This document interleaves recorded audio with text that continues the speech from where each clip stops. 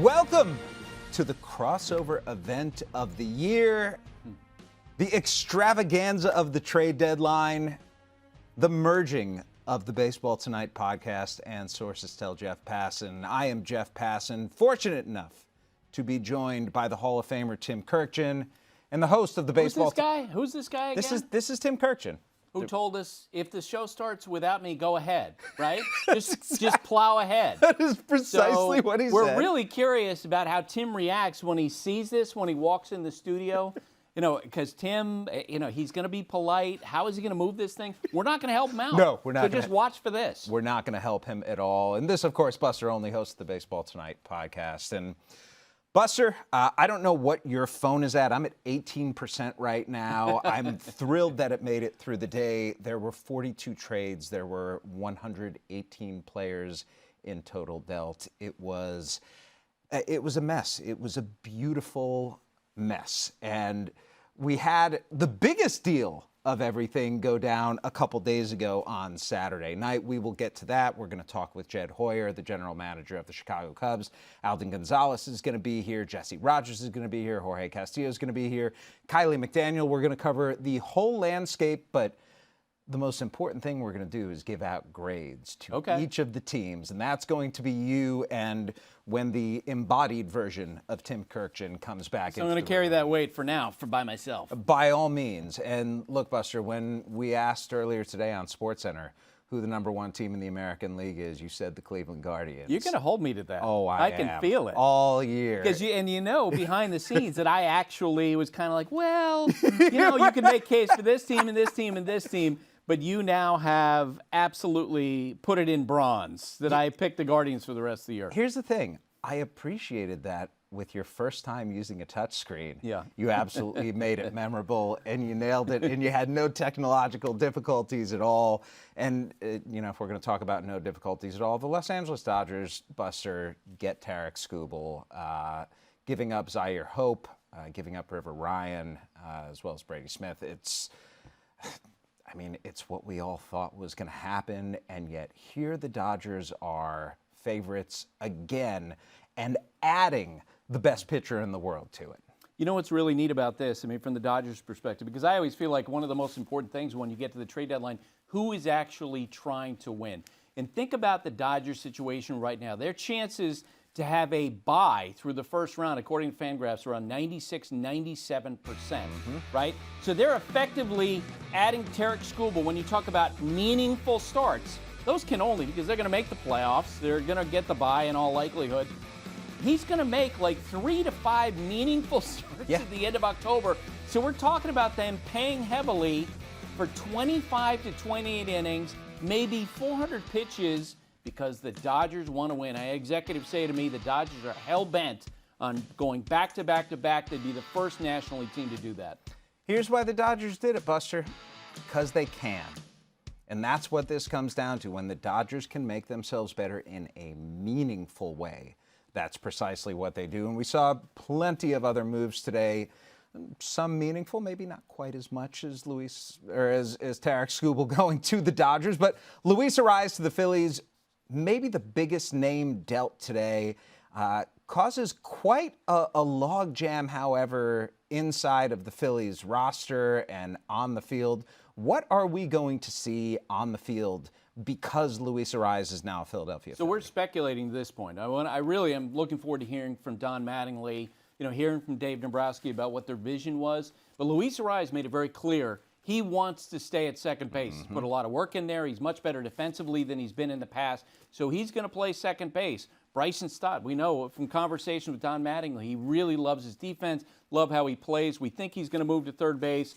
And then Alec Boehm potentially over to first base. And Bryce Harper, who's been carrying around an outfielder's glove recently, making it clear that if you need me to change positions and go back to the outfield, I will do that. There certainly could be a cost defensively for the Phillies with all these moving parts on the fly in the middle of a season. But their goal was to upgrade the offense. They did. And speaking of offensive upgrades, the Boston Red Sox, the hottest team in baseball, looking for a bat. We thought maybe it was Zach Neto. We thought maybe C.J. Abrams, Otto Lopez. Turns out it's a guy that the Yankees were actually going after in Adley Rutschman. They pay a heavy price, sending Anthony Ianson, Kyson Witherspoon, a couple other prospects, as well as Carlos Narvaez, rather. What did you think of the Red Sox acquisition? I loved it. And I know they paid a heavy price, but when you are playing like this, Buster, and when you have the vibes going and you're feeling good about your team and your clubhouse, which earlier in the season was in the doldrums, now all of a sudden they feel like the Red Sox feel like this might be special. And perhaps that's just what a really good month of baseball does to you. But when you're finding yourself at this point in the season to go out and add a guy like Adley Rutschman, a leader, a switch hitter, somebody who's been in meaningful games before, I think the impact that he's going to have on this team is enormous. Yeah, and you love the fact that they, again, went for it. Yes. It's interesting. Common theme, right? When you talk to people after, I don't know if you got the same reaction from people around baseball after the Connolly Early Curtis Mead trade, the feedback you got was, man, the Red Sox played a heavy price. And in this trade, what you hear is, man, the Red Sox paid a heavy price. But they're trying to win. And I don't think, in this era, when you hear so much about value and efficiency and teams not going for it, the Red Sox went down the same road that the Dodgers did. They're trying to win the World Series, right? And Adley Rutschman, if he's healthy, could be an impact player for them. That's a big if at this point because, of course, he hasn't played since July 18th. He went on disabled list with inflammation in his left wrist. Left wrist for a catcher. You kind of wonder how that's going to go.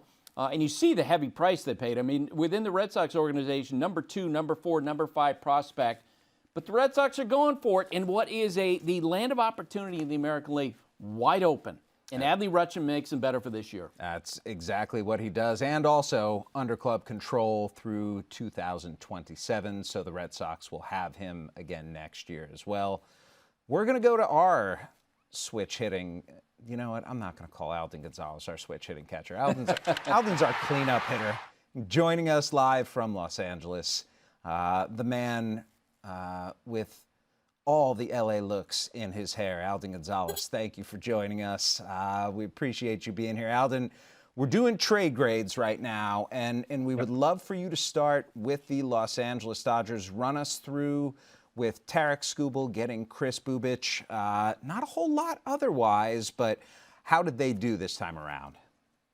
Yeah, and Kris Bubic is going to be just an upside play for them. He's going to be back around late August, and I think they're going to use him as a potential reliever, another weapon in October. But, I mean, if you're asking me, Jeff, for trade grades here, like, what's better than an A+? The Dodgers did precisely what they should be doing, which is using their vast resources to get whatever they need to secure a third straight championship, ignoring the noise and doing what's best for their team. They, I think a lot of people are criticizing the Tigers in the return for Tarik Skubal, and they're conflating the talent that the Tigers got back for Tarik Skubal with just the depth of the Dodgers farm system. I think that trade said more about the Dodgers than it did what the Tigers could get. This is the best offer the Tigers were going to get for Tarik Skubal.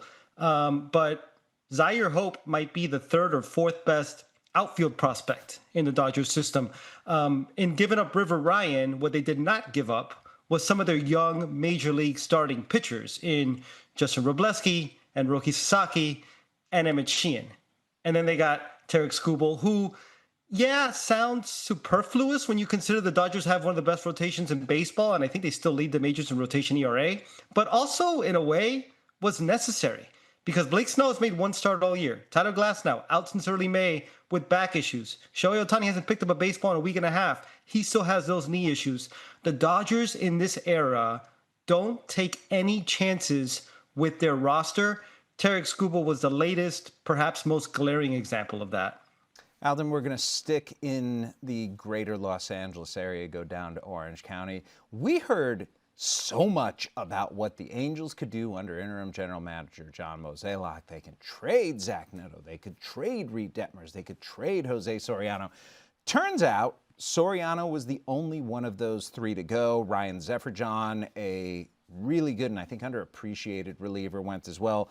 Brent Suter goes. Joe Adell, who the Angels thought was going to be in the outfield with Mike Trout for the next decade, he goes to the Cleveland Guardians. Kirby Yates, earlier in the week, Chase Silseth and Logan O'Hoppe What is your grade for the Angels, and what's your assessment of what they did? I'll give them a B.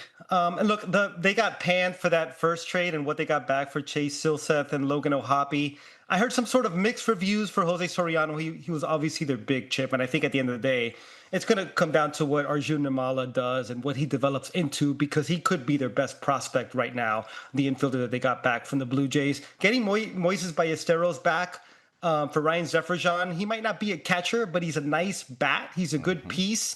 I think in general, you could look at this two ways. One way you could look at it is it's kind of tough to be somebody who's sort of parachuting in here, doesn't know your guys very well, and is making these sort of trades that could impact the course of your franchise for the next 5 to 10 years. But on the other side, this is what the Angels need to be doing. And when you talk to execs who checked in with them in recent weeks, they told you that talking to John Mozeliak was a completely different vibe than talking to Perry Manassian. And that is directly because it seemed as if Artie Moreno was giving him the opportunity to make trades of controllable players, which they should have done for a while. So no, Reed Detmers didn't move. Zach Neto didn't move. I heard he was given an assurance a few hours before the deadline that he was going to be their guy moving forward, and they hope to try to build around him. But they did move Joe Adell. They did move some controllable relievers that had some appeal in the industry, and they did move Jose Soriano. And these are the steps that the Angels need to be making. This is one thing that Mozeliak said early on when he got there. This organization, this franchise is not close. It's not close to contention.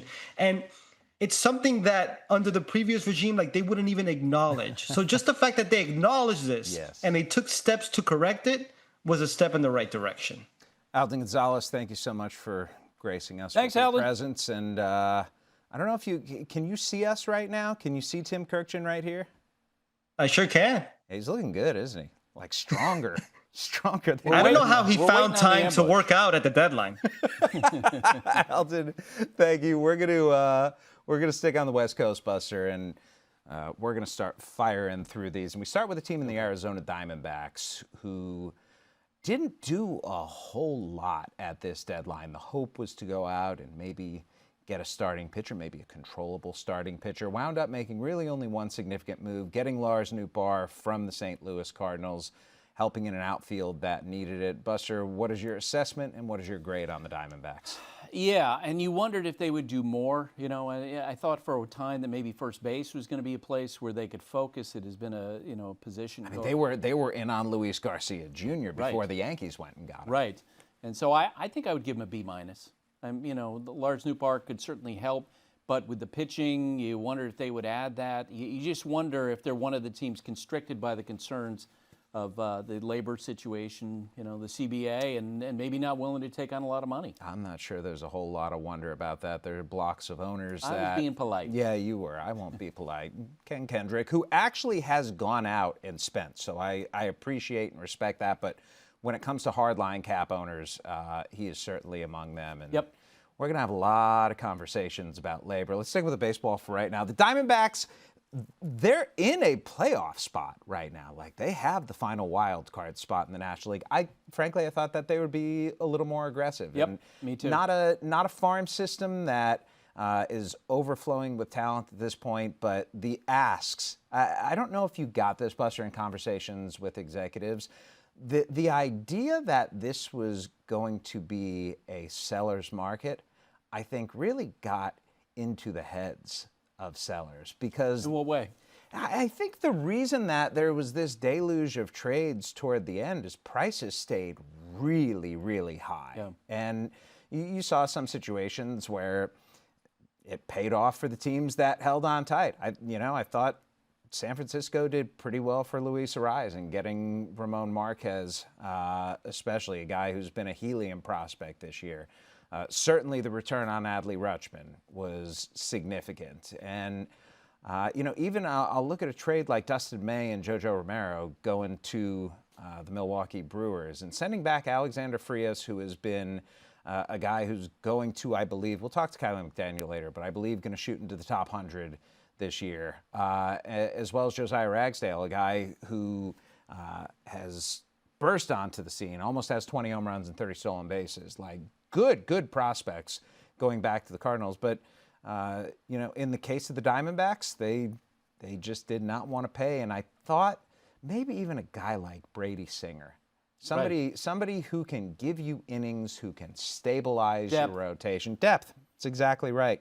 Let's move on to the San Diego Padres, who, if we had done this like 2 weeks ago, what would you have anticipated from them, and what did they wind up doing, and what grade did they get? They were playing so poorly that you anticipated that they probably would be sellers, but instead they go out, they trade for Robbie Ray, they trade for Casey Mize.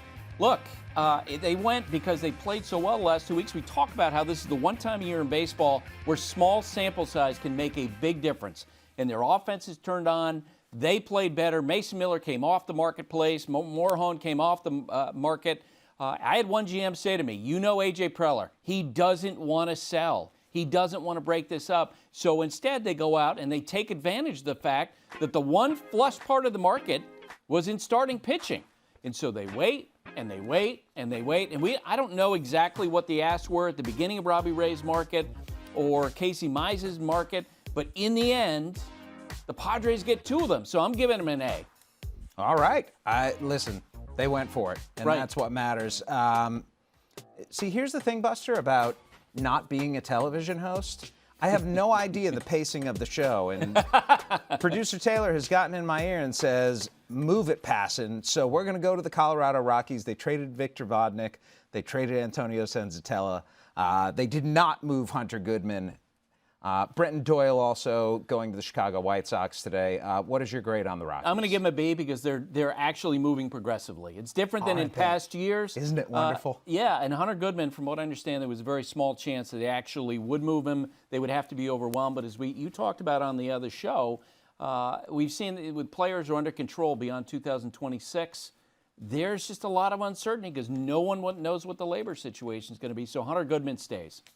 This is a fun one, Buster. A team that did a lot of selling, the San Francisco Giants. We're not able to move any of their big contracts, but pretty much got rid of everyone else. Yeah, I'll give them a B+ because I like the fact that they were aggressive and they took advantage of some of these moves. I mean, the idea that they would move a Rafael Devers, Willie Adames, Matt Chapman, never realistic. It was never going to happen in this current market. So I'll go B+ for them.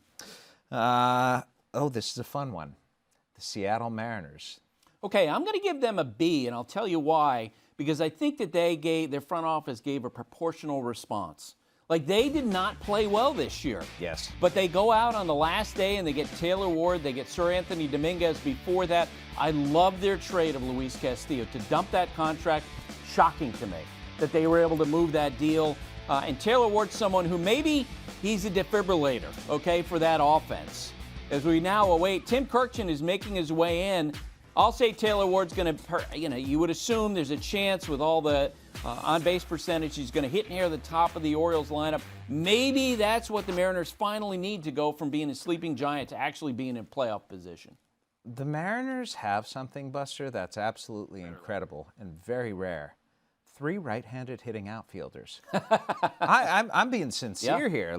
And 3 of the 10 best in all of Major League Baseball. And they were entertaining offers on Randy Arozarena. Never happened. Julio Rodriguez isn't quite having the year that they were hoping. Cal Raleigh, of course. All of their prime guys have taken a big step back. They really have. And Tim opened the door there. What was that And then about? just turned, I don't know. He's probably getting mic'd up. No, you know what? I think he saw someone in his seat and just assumed he was somebody took over for him. No, but the Seattle Mariners, I thought, that in normal years, I think of Jerry DePoto as someone who's going to be super aggressive. Oh, yes. But they haven't played that well. You don't know what the read on this team is. Tim is going to make his way here slowly, but I guess we move ahead. Yeah, let's go ahead and let's go to the Texas Rangers, who had the widest range, I think, of potential trade deadlines. It was very interesting the way that they were operating, and this is the fickleness of baseball this time of year. One day it's like, we're going to buy. Yes. The next day, it's like, they didn't decide. One day, it's like, we might buy big. The next day, we might trade Corey Seager and or Jacob deGrom. And at the end, they just wound up pretty much doing nothing. Yeah, I'm going to give them a D. that they weren't more decisive. The expression, Tim. Come on in, Tim. Okay, where am I going to sit next to this guy? I mean, you could move him. Yeah. All right, here we go. No, he does not need help. He's a grown man who just grabbed him right by the The rump. codpiece. That was not what was expected, and you're taking him apart. Look at this. What Man, happened to his You know arm? what, Jeff? We know what the viral moment of the show is going to be. And Tim, guess what? You get to give a grade when you sit down for the Texas Rangers in the This trade is my deadline. favorite part. Buster insists that we give grades for these things, which are terrible. I've been coming here for 30 years, and I wasn't sure where the studio was. I was wandering around like a child. I couldn't even find it. Oh my goodness! gosh. Everybody, welcome Tim Kurkjian, Right. the Hall of Famer. Right. Yeah. And thank you for having me. Sorry, I had other duties within the building tonight, so I'm a little bit late. Very unlike me. I'm usually at This morning I had a 7:30 flight. I was in the Admirals Club at the airport at 4:30 in the morning, and then the flight canceled. So that's another story for another day. But sorry, I'm a little bit late. No apologies necessary. Your stand-in did a fantastic job Yes. in your stead. He was And great. We're on the Texas Rangers right now, saying Yeah. they didn't do a whole heck of a lot. Josh Smith traded to the Toronto Blue Jays, the only deal that they did after they got Chase Silseth and Logan O'Hoppe. What's your assessment of the Rangers? Yeah, I was a little surprised they didn't do anything today because the Astros are red hot. You got to think the Mariners are going to get better at some point this year. And if the Rangers are going to get back to the playoffs, they had to do something today, and they didn't. Buster, you think it's in part because ownership is like, we're just not spending, right? Ray Davis didn't approve more spending for the front office. Yep. So, and I give him a D is what I gave him. Right.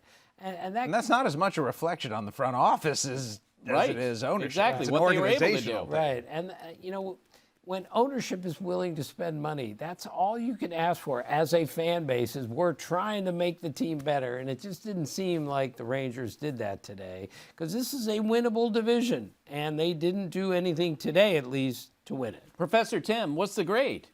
The grade, what did you guys give him? D. I gave him a D. And Jeff? I don't give grades. Well, see, I have to, otherwise Buster screams at me. I'm going to give him a C- because they did make a deal, and they didn't trade any of their best players. They're really nice. Like the Orioles, we thought, not only did they not do anything, they subtracted. The Rangers didn't subtract, so I'm going to give them a C-.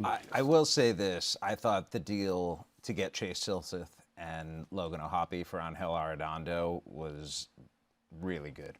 Arredondo's a guy who other organizations don't think particularly highly of. And look, the fun part of this, guys, is that we don't have any idea what these prospects who are traded are going to become. When Yordan Alvarez got moved for Josh Fields, we had no clue who Yordan Alvarez was. Turns out he's the best hitter in Major League Baseball. And, of course, the Dodgers proving themselves fallible in that sort of a deal. I would love to go with the Athletics next.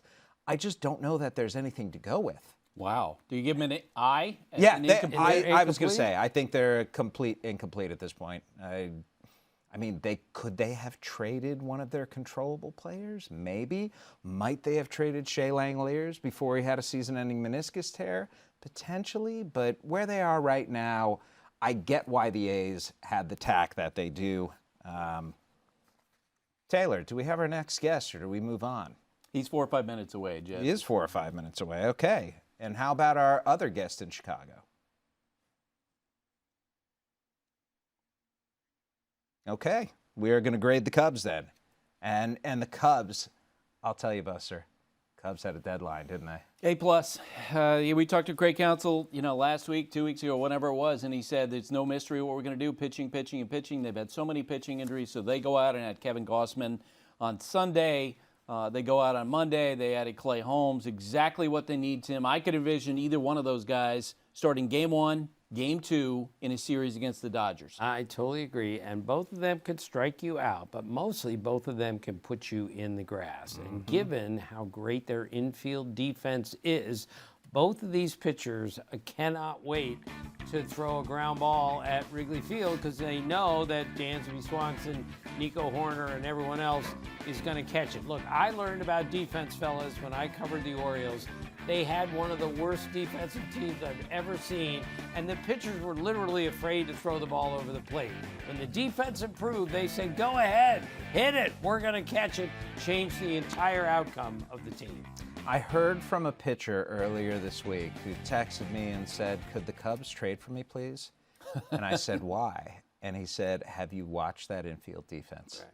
I'm rooting for a Dodger-Cubs series at some point in the postseason. That would be fun. How great would that be? Yeah. I mean, they are a really enjoyable team to watch. I don't know if Pete Crow Armstrong's the MVP favorite at this point, but he's certainly in the conversation with Shohei Ohtani. He might be at the top. And with him there and the corner outfielders that they have, Seiya Suzuki hitting, Ian Happ hitting, Michael Busch, Nico Horner, Dansby Swanson, Alex Bregman at third, they're a complete team that does not have a hole in the lineup. They don't, aside from PCA, they have a bunch of just well above average hitters, solid across the board. They have depth, and now they have pitching.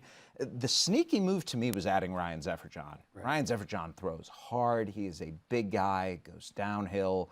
I thought the Cubs absolutely killed this deadline, and we're going to stick in the National League Central right now, and all the Central teams. The Milwaukee Brewers, gentlemen, they had one big deal going out and getting Dustin May and JoJo Romero. Tim, we will start with you. Did the Brewers do enough, and what is their grade? They got a C for me because I thought they would do more. Now, just imagine if they'd gotten Tarik Skubal. And now the Dodgers, this is why the Dodgers got Tarik Skubal, so the Brewers didn't. Because can you imagine the Brewers going to face the Dodgers in October, and they're starting The Miz and Tarik Skubal 1-2. Nobody would want any part of that. So I don't think they did enough to be demonstrably better, but they have a really good team anyway. They didn't need to bowl anybody over. But if you're going to beat the Dodgers, I think you need to do more than Dustin May and JoJo Romero. I'm going to give him a B. I like the fact that they added pitching depth. Yeah, and look, Antonio Senzatella has been a really good reliever this year. I'm looking forward to seeing him, frankly, outside of Colorado, and just the numbers right there tell the story. When you have a pitcher of Jacob Mizorowski's caliber, it can get rid of a lot of warts. And he could be their Bumgarner, he could be their Oral Hershiser, minus a few innings because the game is played differently. Right. But at the same time, when he's on the mound, he's the best pitcher. Which is also precisely why they did go out and get a Romero, left-hander, a Senzatella, right-hander. You add them to Abner Uribe. Trevor McGill has been fantastic. They just have pitching depth. Aaron Ashby, Jared Koenig. You can go on and on about how deep the Brewers' pitching staff is. And maybe, guys, they're the best team in baseball, and they just didn't need a whole lot. Yeah, right. St. Louis Cardinals. Buster. Got rid of Lars Nootbaar, as well as the guys we just went over there, Dustin May and JoJo Romero. Your thoughts on what the Cardinals did, and more than anything, not dipping into the Alec Burleson, Mason Wynn group that they were discussing with some teams. So base hit to right field. I think they got a B-. They took advantage of some of the assets. I agree with you. A lot of prospects. You hear names. You hear, folks like Kiley who actually know the prospects, give you some projections, and then we'll see how it goes. I'd say B-. Yeah, I'm right there with the Cardinals. Look, the Cardinals tricked us a little bit. They weren't as good as they were early in the year, but they are developing everyday players. Jordan Walker is 24 years old. We make him out to be 30 and some sort of failure before this year. Well, he's established. Burleson's a really good hitter. Mason Wynn can really play shortstop. So I think they build with those guys, and trying to, give up their best young prospects to try to pass the Cubs or the Brewers would have been a big mistake. Yep.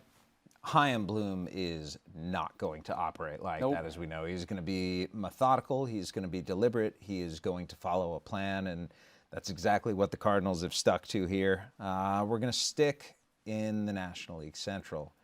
And I thought the Pittsburgh Pirates, guys, had such an interesting trade deadline because they just bulked up their bullpen. They went out and got Camilo Doval to start, trading for Luke Weaver. Luke Weaver's the best reliever dealt at this deadline, right? I think so. Yeah. And can't forget how good he was in the postseason a couple of years ago. Oh, my goodness. When he showed me the adjustment he made on his changeup. I couldn't even see the adjustment that he made with his fingers. Like, I moved my fingers, and all of a sudden, his changeup went from really good to great. And if he's that guy again, and they got Camilo Doval, who throws 100, maybe they stay in this race for a little bit longer. And I'm not rooting for anyone. When the Pirates are in a playoff race, it's pretty cool given how long they've been around. High grade effort. I'm going to say a B. I appreciate the fact they're trying to win. The only thing that surprised me is that with O'Hearn going down, I thought that they might be more aggressive there. And that's a very reasonable point, Buster. Here's the thing. They're the third best offense in baseball this season. Right. And right now they're missing Spencer Horwitz. Yep. They're missing O'Neal Cruz, both of whom they expect to get back soon. And, of course, Connor Griffin as well. Three of their best players. They also went and got Lake Bacher, who's been, I think, an underappreciated reliever from the Marlins, as well as Kirby Yates, who is just the guy who's been there, throws a splitter and still striking guys out in his late 30s. 4 relievers added for the Pittsburgh Pirates. We are going to add a 4th person to this show right now. Joining us, President of Baseball Operations for the Chicago Cubs, with musical instruments and bats hanging behind him, Jed Hoyer. Thank you for joining us. Jed, you went into this deadline hoping to get starting pitching. You came out of it with Kevin Gausman and Clay Holmes. How do you feel about your deadline and about your club going forward? Good. I think going into this deadline, we felt like, 3 pitchers, whether it was 2 starters and a reliever, or a reliever and 2 starters, like that was the goal. We ended up coming away with 4. We traded for Braxton Garrett, and we'll option him to Iowa. But it was a tight market. I think in a lot of ways, it was very difficult with not a ton of sellers, but very satisfied with the guys we came away with. And this group kind of earned this, in my opinion. We played so well, and we're so resilient despite our pitching injuries, and the ability to reinforce the rotation at the deadline was really important. So I'm glad we could do that, and now we go play. Jed, we were talking about your infield defense. What has it been like to watch your infield defense play this season? It is fun, I will admit. And it was fun. A lot of the pitchers are on the market were, texting our guys like, "Come on, I want to play in front of your defense," and I thought that was great. Listen, up the middle. This is the best I've seen. Dansby and Nico, and then obviously having Pete out there is tracking down everything has been great. But it's fun. It's just clean baseball. They make so many plays, and in a lot of ways, a big part of our pitching staff is that defense. And now we've added some really talented pitchers to the mix, and I know they'll really enjoy pitching in front of those guys. Every year's trade market, Jed, is different. This year, very few right-handed hitters, fewer relievers maybe than in typical years, but a ton of starting pitching. How did that play into your thinking as this was going out day by day? It definitely helped us, no question. Last year we talked about starting pitching, and that market was really tight. Last year and this year there was more starting pitching, and there wasn't a lot of bullpen arms. The bullpen market was very difficult to deal in, and we weren't in the market for starting position players, but I know talking to people around the game, that market was hard too. So I think part of the fun of the job, right, is every deadline is so different. Different dynamics. This year it was really muddled in the middle. You had teams at 500 they were selling, and you had teams at 500 they were buying, and sometimes it was almost day to day. So I think that was the biggest thing I felt this year. And then, like I said, it felt like the starting pitching, there was some really talented arms, and then the other markets were pretty challenging to work in. Jed, Daniel Palencia, your closer, has gone down. You've been piecemealing a bullpen quite well, and you add Ryan Zefferjohn today, a guy maybe not as well known, played with the Angels, but big strikeouts, big stuff. Why did you target him?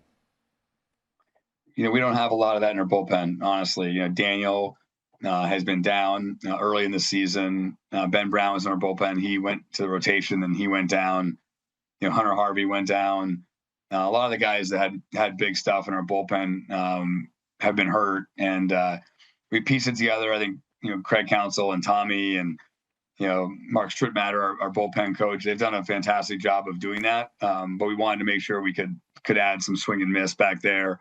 Our defense is good, but putting that much pressure on them all the time is difficult, and you need some swing and miss sometimes. And Zephyr John, he's got a great arm. We control him for a while, so that was a big part of that transaction. Jed, look, there hasn't been a lot of time since the end of the deadline, since you got Clay Holmes, but what kind of feedback have you gotten from your players since you made these deals? Yesterday, Kevin Gossman, today Holmes. Yeah.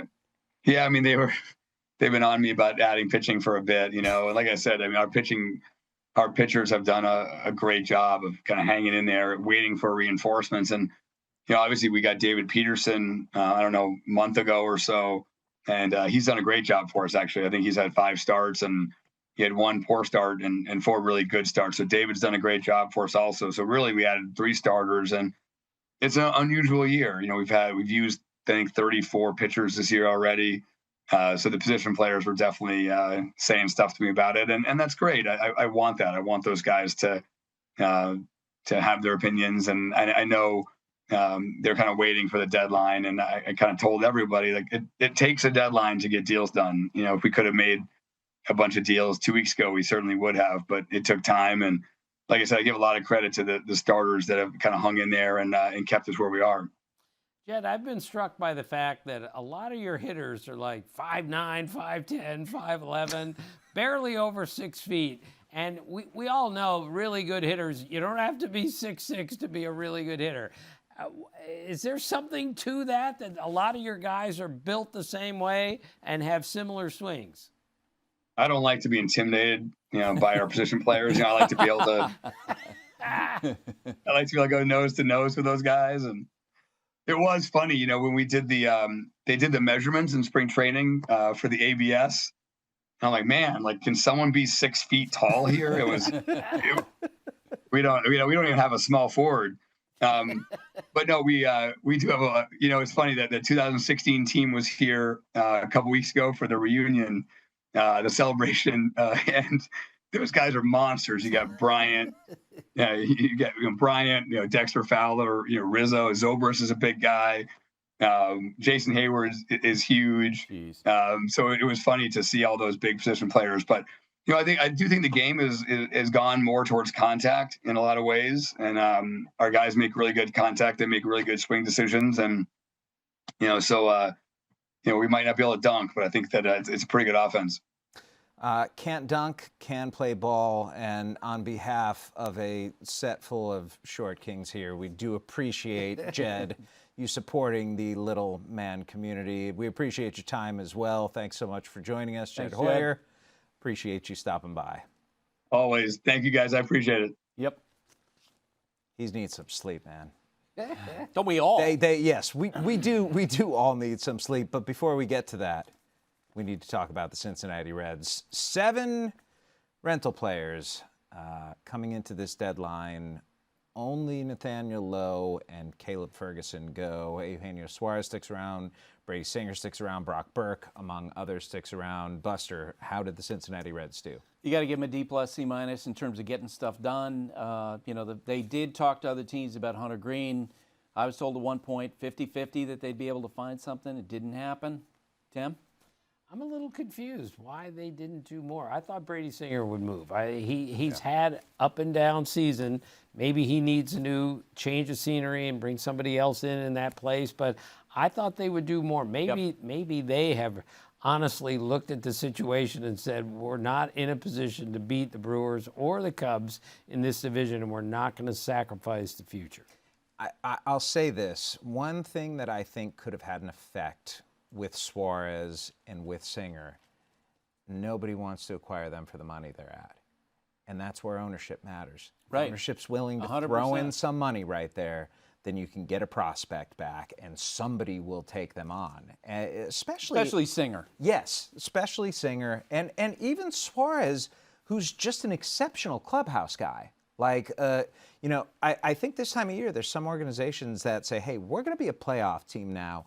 We need vibes guys to come in. Alex Anthopoulos has said this about Jock Peterson back in 2021 with the Braves. That he traded for Jock Peterson and for Stephen Vogt because, Jock especially could be good contributing players, but because the clubhouse needed a refreshing. And that's where Eugenio Suarez is. And if ownership's willing to pay that money down, someone is going to take him and give you a prospect right back.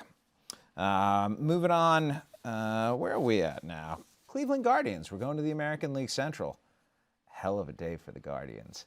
And I will admit, guys, before the trade deadline started, I did a big preview of all the teams, and there were, I think, 3 teams at the end. One of them was the Kansas City Royals. Another one, I think, was the Colorado Rockies. And the last one was the Cleveland Guardians. And it was, these teams are not going to do much. Turns out the Guardians, I think, had one of the best deadlines that there was. And certainly not Guardian-like, Tim, getting Foster Griffin and getting Joe Adell and Nathaniel Lowe. Yeah, well, Foster Griffin really adds to what is a very good starting staff to begin with. But we all know I don't know how they're going to score enough runs to win the division and be dangerous in October. But Joe Adell is going to help. Their left fielders this year have an OPS of 626, which is the lowest number of any left field contingent in the major leagues. So whether Joe Adell plays left field or right field or anywhere else, they added a right-handed hitter who can hit the ball out of the ballpark, which is what they really needed to do. And Nathaniel Lowe's played in some big games in his career. He's been in pennant races before. He's been traded. Yes, I think he's going to be comfortable. And he is one of the best guys you'll ever meet. He's funny. He's got a great idea of what the game's all about, what the competition's all about. I thought they did exceptionally well. Your grade? I'm giving them an A-. Okay, I'm there too, A-, B+. Nathaniel Lowe's the guy who had the mic the night that the Texas Rangers won the World Series. And they had this party going on at the hotel. And if you know baseball, know professional baseball, the guy who has the mic is the leader. The guy who has the mic is the funny one, the one who keeps everybody loose. If he can do that in the Guardians clubhouse and hit home runs, then they're doing quite well. We're going to move on to the Chicago White Sox next. And to do so, Jesse Rogers will be joining us from Chicago. Jesse, where are you? I'm in the top row of the press box at Wrigley Field, watching the Cubs and Dodgers, maybe an NLCS preview. So I found a spot. This is actually where Jed was going to sit, but he's like, no, this isn't working. So he went to the clubhouse, but I'm up here. All right. So Jesse Rogers joining us from a sanitarium in Chicago. Jesse, we went over the deadline for the Cubs with Jed Hoyer. Why don't you give us a grade for that and then run us through what the White Sox did and give us a grade for that as well? Yeah, I think Jed's grade is an A-. Maybe it would have been an A+ if he had gotten Tarik Skubal. But they set out to get pitching, and they did that. Seemingly quality pitching. I know Kevin Gausman hasn't been as good lately, but we know his track record. Clay Holmes is a ground ball machine. The Cubs have a great infield defense. If he comes back from his injury in full form, then they really picked up 2 starters that can help them. They've had so many injuries on the pitching staff that this was the move to make. To fortify, don't count on those walking wounded to come back. They had a DFA Jamison Tyon, so they had ineffectiveness and then a bunch of injuries, including Edward Cabrera. He's due back in mid-August. Daniel Palencia is due back in mid-August. But I like the fact that Jed didn't necessarily just forecast their return. He went out and did something about it. And then adding the reliever as well in the bullpen, a guy that gets strikeouts from the Angels. That's all going to work for them as well. So I love what he did on the pitching staff. So I think it's an A-. I really do. Have we been over the White Sox? We haven't been over the White Sox. We're at the point now where I'm not remembering what I did 5 minutes ago. That is the sleeplessness of the deadline right now. The Chicago White Sox, an effective deadline, seemingly, Jesse. Please run us through that. Huascar Brazoban, the reliever from the Mets, is a good pickup because they need one more guy back there. Joey Bart is kind of like, hey, Kyle Teal went down. We need another catcher. You can never have enough catchers. The key, though, is the acquisition of Luis Castillo. What does he have left after a seemingly poor season in Seattle. They took on a lot of money. He's here next year. If he doesn't pitch well, the whole thing kind of falls apart. They really like him because of his durability, the innings he provides, and what that means to the rest of the rotation, the staff. It's not a ton of experience on that staff, and innings were starting to pile up. Castillo can do all that, but he has to be effective. You can't pitch 6 or 7 innings if you're giving up 4, 5, 6 runs. They're in a pennant race. So to me, the entire deadline for the White Sox hinges on Luis Castillo. I give them a B. I don't think it'd be an A. He didn't get sort of a top end rental necessarily or big time controllable pitcher, but he certainly checked some boxes off. I forgot about Brenton Doyle, a right-handed batter in center field, considering Tristan Peters has struggled since the All-Star break. That could be a nice addition as well. So I think he checked a lot of boxes, but I'm not sure he went to the sort of top shelf guys that were out there. One reason why he didn't want to touch his prospect base very much, and he didn't do that. Jesse Rogers, thank you for joining us so much. I hope when you walk out of that door, they don't put you in a straitjacket. Well, they may either way, so you know how it works. See you guys. We have gone from talking about Luis Castillo to now talking to, I'm going to say, a superior Castillo. And this is no disrespect to Luis, but we're joined by Jorge Castillo right now, who's in a much better place than Jesse Rogers and apparently has a much better camera. You're looking good, Jorge. Are you at Yankee Stadium right now? I am. I got some better lighting. Funny enough, Luis Castillo is my brother's name, so he wouldn't want to hear that too much. But yeah, you we got like some you better could be lighting Jesse here. Rogers' doctor. That wouldn't go well for Jesse Rogers. Jorge, we're going to go over what the Yankees and the Mets did and give some grades. Let's start with the New York Yankees, getting Luis Garcia Jr., getting Elliot Ramos, getting some much-needed hitting. Was it enough? Man, grades. My parents are teachers, not me. B-. Yeah. Give them a B-. Obviously, they get some much-needed offensive help because right now this offense is struggling. Though not technically right now. They're doing pretty well here against the Cardinals the last couple of innings. But overall, since June 1st, since the day after Aaron Judge played his last game, this has been one of the worst offenses in baseball. They're obviously without Cody Bellinger and Giancarlo Stanton as well. Luis Garcia mashes righties. Elliot Ramos mashes lefties. So they're going to be in the lineup here. Luis Garcia making his debut tonight, Monday, against the Cardinals, playing first base. Elliot Ramos is going to play pretty much every day in August until Cody Bellinger comes back.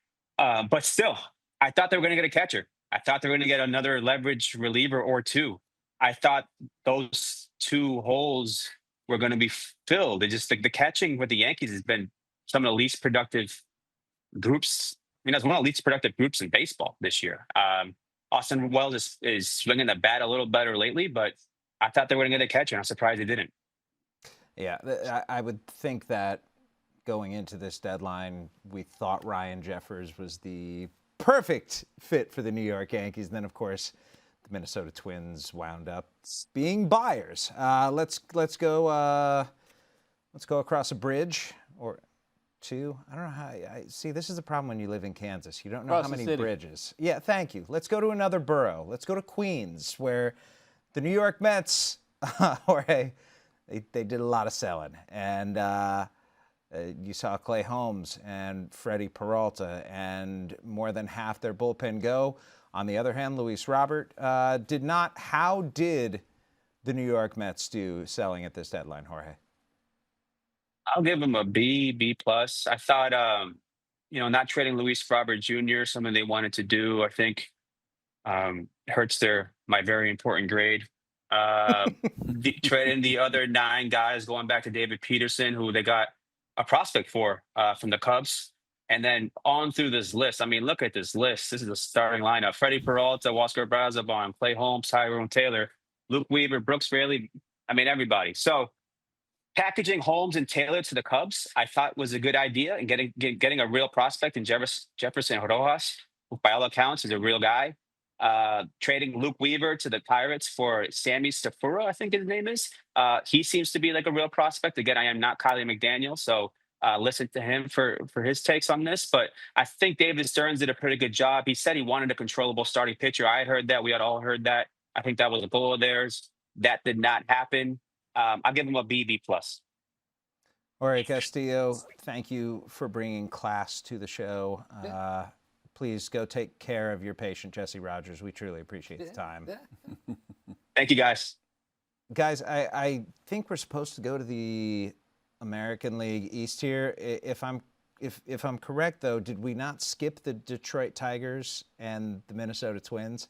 I want to go back to our Central Time. We're hopping, skipping around here, and we don't want to not give anyone love. And I'll say this. The Minnesota Twins, they went for it? Sort of. Yeah. They let's put it this way. They tried. They could have punted, but they did. Like when you think of like 1994 contraction Twins, like I feel like it was the kind of buy that those Twins would have when, Tom Pohlad, the owner, was very clear. He said, I want to win this year, and we're going to be buyers. And then they go out and make one of the first trades to get A.J. Minter, and it's like all of a sudden, whoa, okay. And then they get Dean Kramer, perfectly decent back-end rotation piece. And today they got Jeff Hoffman. Did they do enough, Tim, to get into the playoffs? I don't think so. I don't think they're as good as the Guardians, who are improved. I don't think they're as good as the White Sox, who got slightly better, maybe a little bit more than slightly better. So I don't think the Twins are going to make it. But you're right. The Twins could have not controlled the trade deadline, but if they had moved Joe Ryan, he would have been a tremendous piece to move. When we talk about right-handed hitters, we don't see many of them moving, and they had moved Byron Buxton. That would have been a huge deal. But I didn't sense all along that they were going to move those guys. I just didn't see them buying as much as they did. I don't think they bought enough to get into the playoffs. Quick grade for the Twins. I'm going to give them a C+. Buster? I'm going to give them a B-.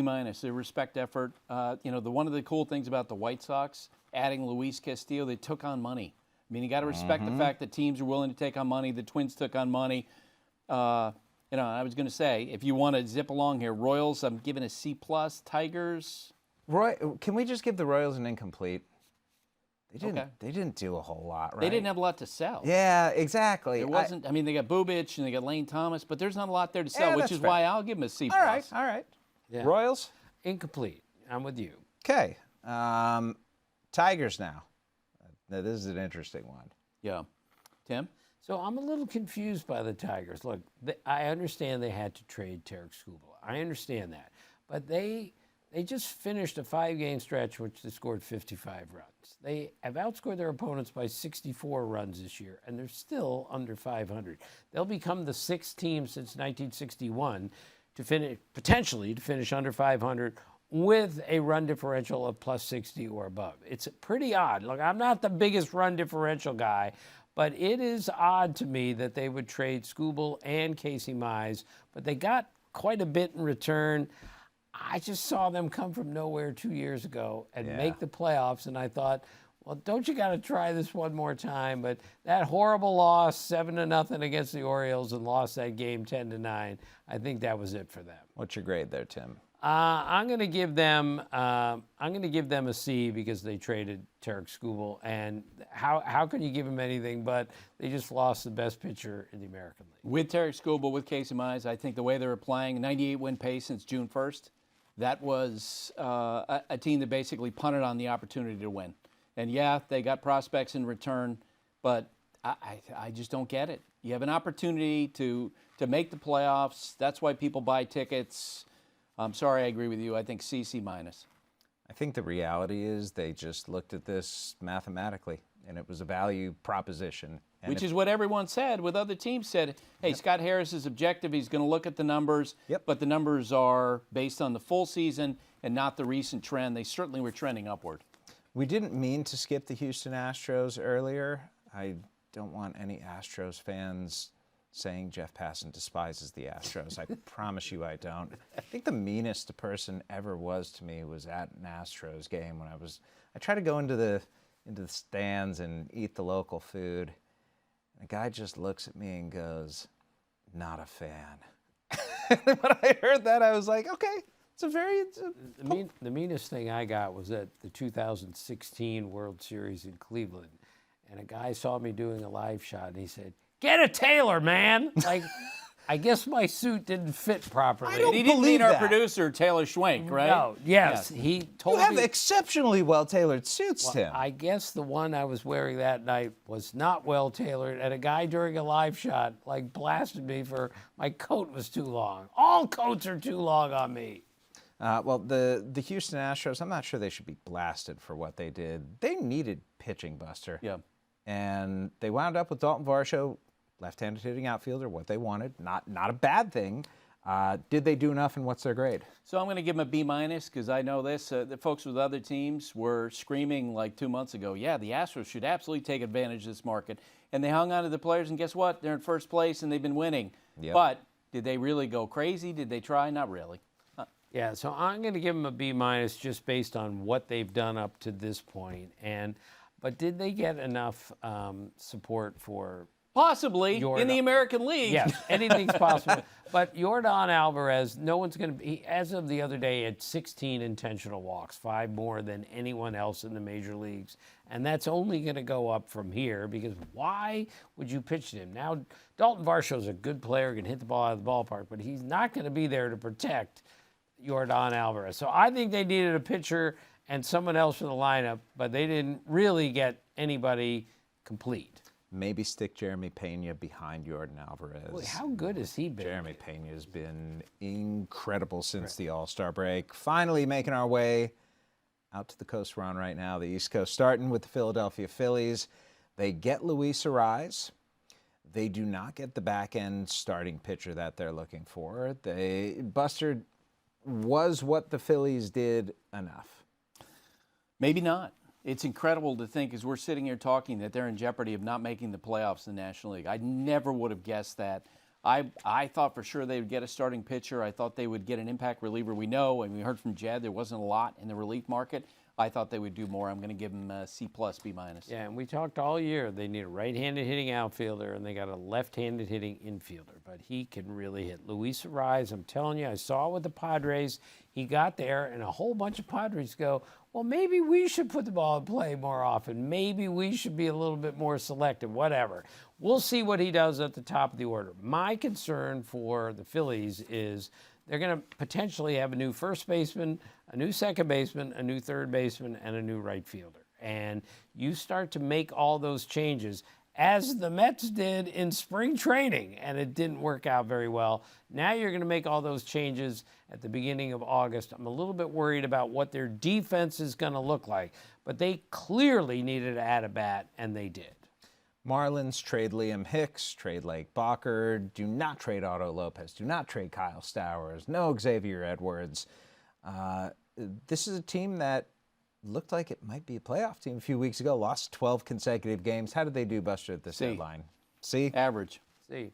No team that's ever lost 12 games in a row has ever made the playoffs. We've had like 140 of them, counting the Mets this year and the Marlins. So maybe they looked at it and said, this is not our year. That's why they dealt. But they didn't deal everyone, and they kept some core guys. Very interesting. Best offense in baseball, the Washington Nationals traded Curtis Mead, traded Luis Garcia Jr., getting Connolly early back in the Mead deal, in the Garcia deal. 3 relief pitchers, a starting pitcher, stabilizing their bullpen for now and going forward. B+. I love the fact that the Nationals are ahead of schedule. They're better than this year than what they thought they were going to be. They did well. I mean, to hear the raves from other people about the Connolly early trade with the other teams, I thought they did an extraordinary job this year. Young left-handed pitcher with a pretty nice track record this year. That's hard to find, and they found him for a guy who can hit. Curtis Mead can hit, but he's more of a young journeyman player than he is an everyday player. But I thought they did really well on that deal. Braves got a right-handed hitting, left-handed killing outfielder in Lane Thomas. Tyler Mahle to join their rotation. Brent Suter, vibe guy and left-handed pitcher. How did the Atlanta Braves do, Tim? I think they needed to get another starting pitcher. Buster asked us during the Baseball Tonight show, who starts game 2 after Chris Sale if you make it to the playoffs? And they're making the playoffs. And I couldn't think of the perfect guy to start game 2. Look, if you're going up against Milwaukee, if you're going up against the Dodgers, you better have more than one really good starting pitcher. The Phillies, yeah. Right. The Phillies have 3, and I don't see even 2 right now for the Braves, mainly because of the injury issues that they have. C minus. C, yeah. Going over to the American League, the Boston Red Sox, guys. It's an interesting deadline for them. They get Adley Rutschman, the catcher that they have coveted. They give up a whole lot for it. Tim? Well, I'm all for this because, we yell at teams for not doing enough and not going for it. And now we yell at them for going at it a little bit too hard. They probably gave up too much for Adley Rutschman, but they needed a catcher. They have 4 homers out of their catchers this year. They got the #1 overall pick in the country from 2019, guy who made the All-Star team this year, who is a switch hitter and is used to being the face of the franchise. So I thought it was a really good deal, but mostly it showed everyone in Boston, we're going for it. And when you're 32 and 46, and you're maybe the biggest disappointment in baseball, then you go 28 and 5. My goodness, you can't sit pat there. You got to continue to add and keep the fever going at Fenway Park. In late June, there was so much speculation Craig Breslow is going to get fired at the end of the year. You know what? And I don't know what's in his head. Only Craig Breslow knows for sure. I suspect he's sitting there and he's like, you know what? I'm going to take my shot, especially to back up a team which has played really well. The pitching that he hoarded has come together. They look great. Let's add to it. I don't blame him. He's taking his shot. Grades? I give him a B+, A-. I'm giving him an A-, just out of their aggressiveness alone. Yep. I haven't given any grades yet. I'm going to give them a C- for value and an A++ for giving a damn. And giving a damn goes a long way. You ask the guys in the clubhouse when they look around and say, look, this team is really trying. The players try a little bit harder when they recognize the front office is trying. Yep. Going next to the Baltimore Orioles, the team with whom they made that deal. The Orioles, you see on the screen right there, acquired prospects and quite a few of them. Buster, how did the Orioles do in not a complete sale, but a lot of guys moved? So, the way you gave the grade to the Red Sox was very interesting. I think in this case, you would give the Orioles a B+ for the return that they got, but I'm giving them an F, and can you go lower, for the process. I mean, this is a franchise that tanked 4 seasons, okay? And Adley Rutschman was first part of the payoff. He's the #1 overall pick in 2019. And I know, talking to Orioles fans today, man, it was like the guy that they had banked on to be part of their franchise for a long time, he is now gone. One of them said, this is one of the most disappointing moments I've had as an Orioles fan. The process has not worked. And yes, they got really good prospects. What they did was kick the can down the road as opposed to asking the question, why have they not been able to develop their prospects? Right. My son grew up in Maryland with us, and he's got a bunch of friends who are Oriole fans, and 2 of them texted him tonight just devastated that Adley Rutschman is gone. And it's a signal that they're not trying to win this year when they're only 2.5 games out of the wild card. That's odd. I think my favorite under-the-radar trade deadline moment was Tyler Wells going to the Tampa Bay Rays, big right-hander, good reliever. Going back, Michael Ferret, who the Orioles had traded in the Shane Baz deal earlier this year to the Tampa Bay Rays. Michael Ferret, welcome home to Baltimore. And let's transition now to that team with whom they did the deal. You want to talk about aggressive? Tampa Bay Rays tried to get Tarik Skubal, never got traction there.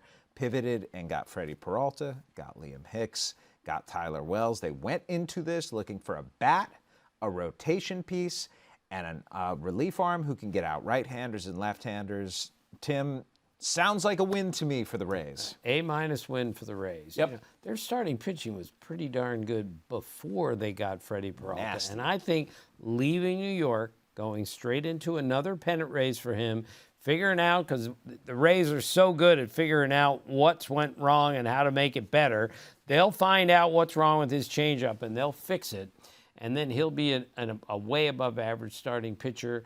Bullpen help, and again, their catchers have 6 home runs this year. A-minus. Liam Hendricks Yeah. can hit, man, and he's really going to help them. And they didn't really have to give up that much to get Freddy Peralta, right? And I don't blame the Mets for that, by the way. I mean, Freddy Peralta did not pitch well, so he's in this position. It wouldn't surprise me if the Rays do for Freddy Peralta what the Astros did for Justin Verlander in 2017.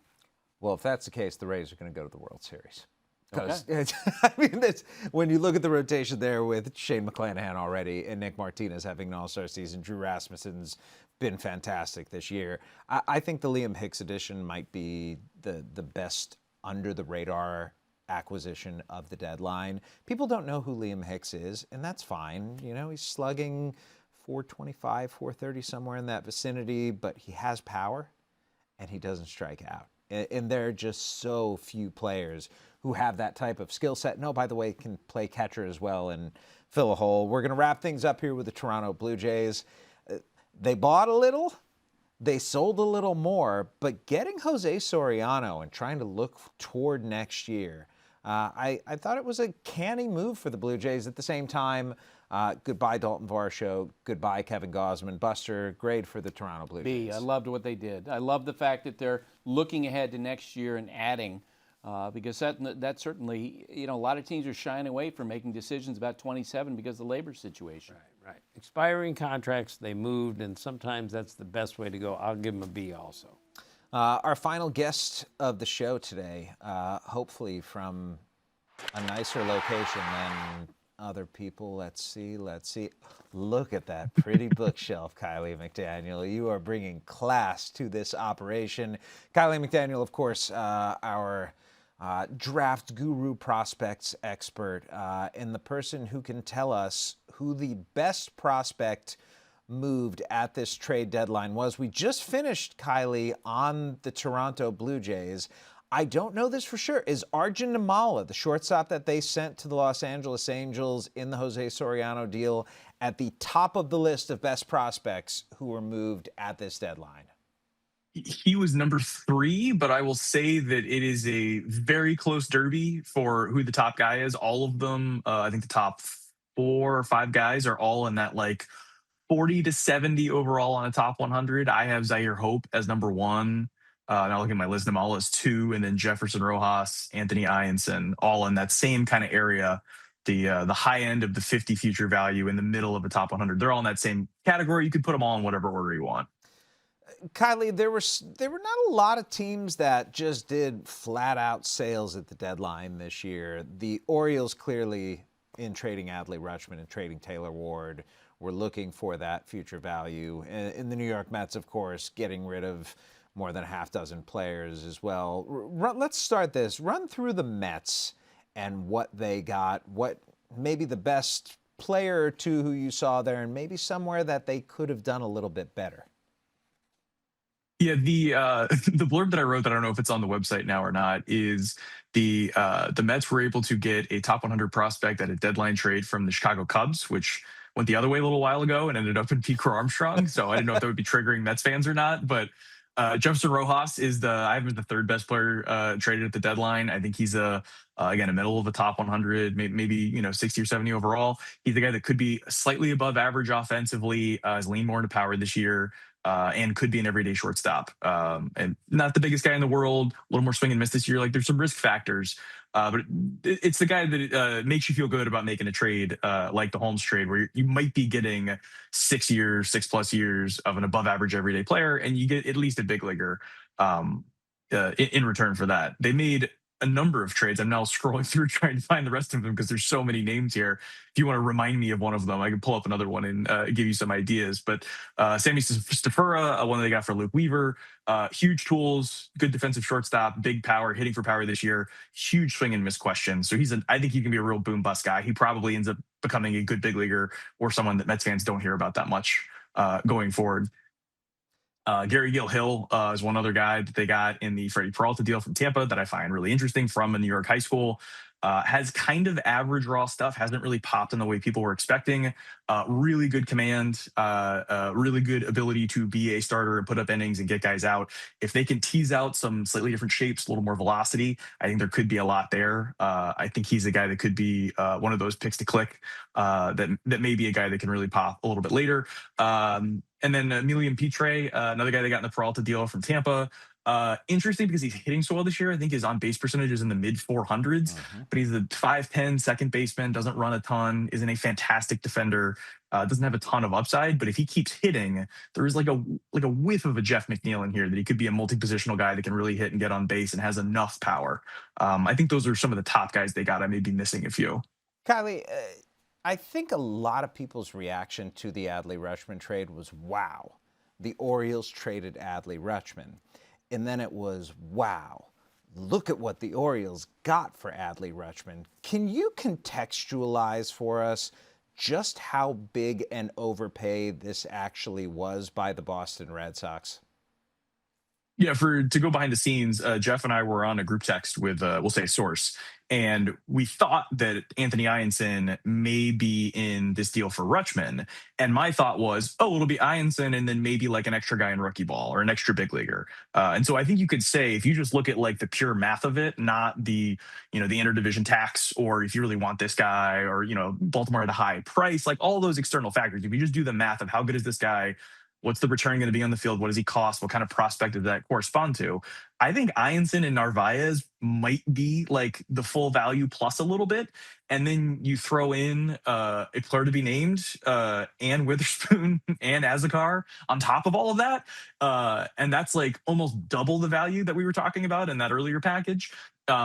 So that seems like kind of crazy. What usually happens in this sort of deal is people still feel that it is, an overpay. It's an aggressive price, but you'll probably hear, well, one of these guys had some concern, or this team is very motivated, or you're getting a little more context to explain, because like when the price is double what you think it's going to be, you're like, all right, I have to be missing something. And obviously everyone involved in making this deal, they're all professionals that make a lot of money, that are making tens of millions of dollars worth of a decision on both sides. So there's obviously some things that both sides knew. I will say I have talked to a couple teams that I think did really well in trades. And I actually texted you about one of them where someone was like, yeah, we couldn't believe this team offered this player to us. Like sometimes it does happen that way. I can say I was in the Braves front office when we made the Dansby Swanson trade. And I left a meeting talking about, hey, maybe this guy, and this guy. And then we get like the text like, hey, trade's done. And then we see the return. It's like, oh, Dansby Swanson was in there too. He wasn't supposed to be in there. So, sometimes these things happen and it seems nuts, and it is nuts. But more often what happens is it seems nuts and it's actually not quite as nuts as you thought it was. And there's maybe a little more going on. And we don't know which one of those two stories this trade's going to be. We will find out, not just at the end of this year, but in 2027 as well. Adley Rutschman's last year under control. Kiley McDaniel, you have provided us with plenty of value, both in the present and hopefully in the future. Thank you for joining us. You don't need another analyst to be named.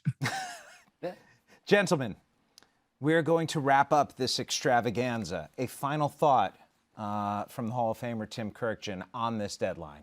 Well, I was really impressed with how many teams were going for it. And that's all we can ask for at this time of year. Are you trying to win? And there were a dozen teams that you had to say, they're really trying to win. Maybe it's because they don't even know what baseball is going to look like next year. But I know people get really upset when they say, our team didn't do anything. We're not trying to win. A bunch of teams were trying to win. That's my takeaway. Yeah, and the Dodgers are clearly the favorites to win the World Series again, and they might get beat.